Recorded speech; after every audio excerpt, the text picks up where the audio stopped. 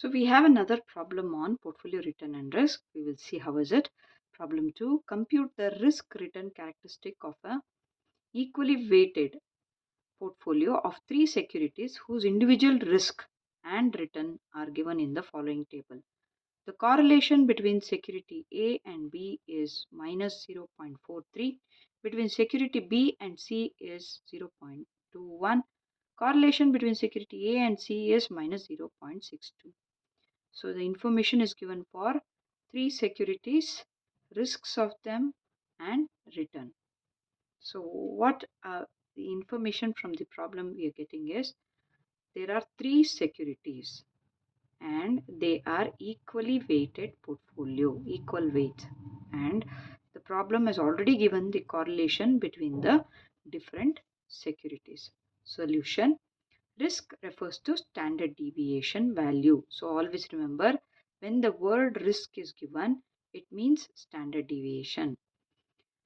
Then given equally weighted portfolio, so there are three portfolios, so 1 divided by 3 we get 0.33 as the weight of each security.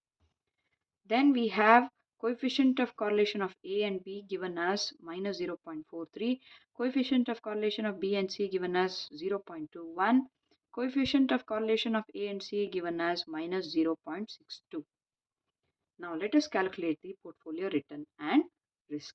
Portfolio return for three securities ERP, that is return of portfolio, weight of A into expected returns of A, weight of B into expected returns of B, weight of C into expected returns of C. So here what they have given in the problem is refers to the expected returns only. So you can take the values directly. Weight is 0.33 into expected returns is 12. So you are going to put 12. For B it is 18 and C it is 22. Substitute the values and you get return of the portfolio as 17.16.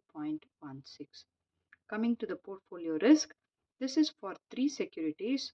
So we have to apply this formula where we are taking squares of the weights of each securities, variance of security A. That is, since they have given standard deviation, we have to put the standard deviation value and take the square of it for all the three securities.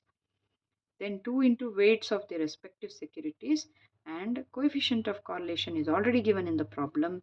Standard deviations are already given in the problem. So apply the respective values and solve it and we get portfolio risk as 80.26.